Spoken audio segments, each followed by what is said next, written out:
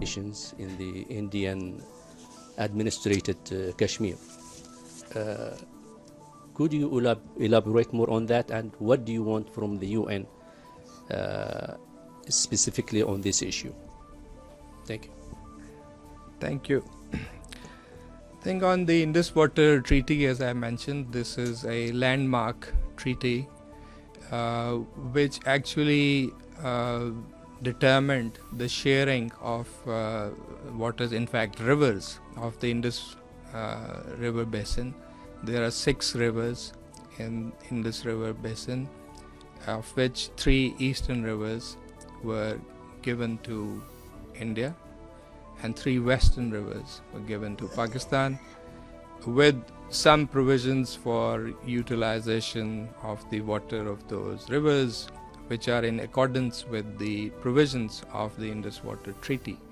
So you can imagine that Pakistan, which is an agrarian economy, a large majority of the population depending on agriculture, and a large part of our agriculture is based on river waters. So we are a 240 million large population. You can imagine that in the long run, the kind of consequences that can be there for Pakistan, which is already a water scarce country, if the provisions of the Indus Water Treaty are not complied with, and India goes the other way of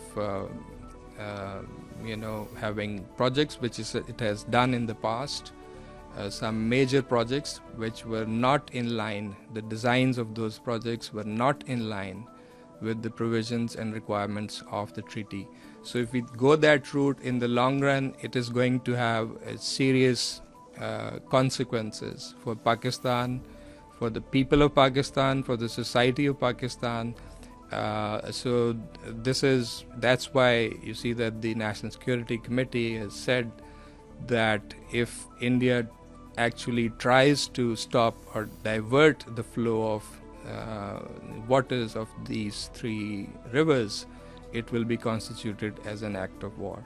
So it's a serious issue. That's why we have mentioned this.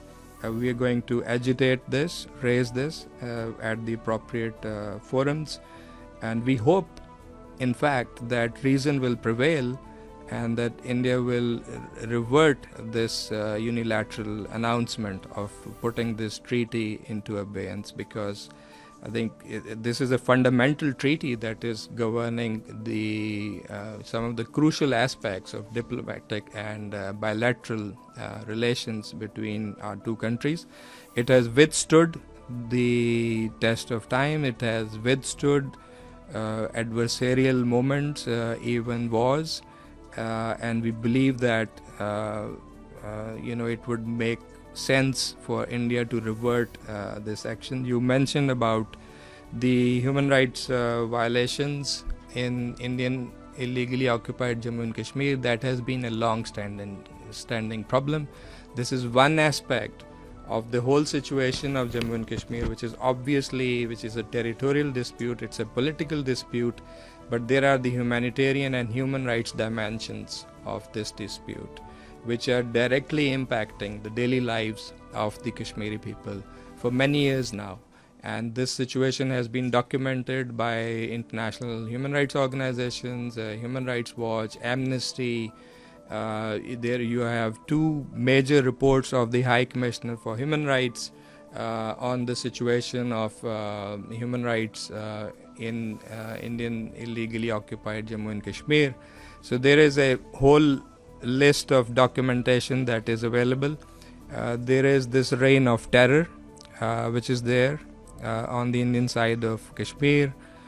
In the wake of this particular incident, there are reports that they have gone ahead and bulldozed without trial the homes of the Kashmiri people, which they said was suspected. There have been arrests under vague terror charges, daily harassment under pretext of counterterrorism. So there's a whole lot of actions that have been there in recent years, extrajudicial killings, this use of pellet guns, rape as a weapon of war, persecution of women, particular targeted attacks against girls. It's a whole list, and that's why I think if you start this discussion, and if you have this kind of discussion that was pointing out towards Pakistan, and with regard to terrorism and counterterrorism, I can say that we are ready. I mean, and we have done it so many times in the past, and we can hold out this mirror to our neighbor as to what has been their track record with regard to terrorism and human rights. Yes, please. Thank you, Ambassador, for your press briefing. My name is Yu from Kyoto News, Japanese news agency. I have two questions. One is simple to be more clear about good office by Secretary General. So have you responded to Secretary General officially? And secondly, what do you think about the nuclear risk? And then do you think Pakistan and India need nuclear disarmament? Yeah, thank you. Thank you for those two questions. On the first, I think I was pretty clear and I explained in detail. We welcome, and it's an unconditional offer and welcome to the Secretary General's offer of good officers. In fact, if you had a different question, you can clarify. Yeah.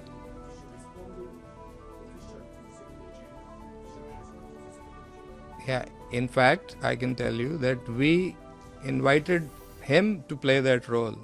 And even in my recent meeting with the SG, and this is what the Prime Minister also conveyed to the SG, that we accept and we welcome his role, and we have in fact suggested to him to visit the region. So that means we have officially accepted. We wanted to encourage him to play that role. So obviously we will accept. And on your other question, I deliberately did not mention that. Everyone knows that Kashmir is often termed as a nuclear flashpoint, but I believe that Pakistan is a responsible nuclear weapon state. I assume that India also exhibits that same kind of responsibility, and we should not contemplate a situation that would move in that direction. Yes, please. Hello, Mr. Ambassador. Thank you so much for the briefing. This is Ahmed Ali speaking on behalf of Sphinx News TV. It has been alleged that prior to the attacks on the Indian-administered Kashmiri region, India has administered thousands of permits for the settling of Hindus into the region. Kashmiri residents have expressed public condemnation for this since the revocation of Article 370 in 2019. Does this somewhat recent development have any relevance to any pre-existing escalating tension between India and Pakistan prior to the attacks? Or to your knowledge, was there any progressive dialogue between both the Pakistani and Indian administration about this? Thank you.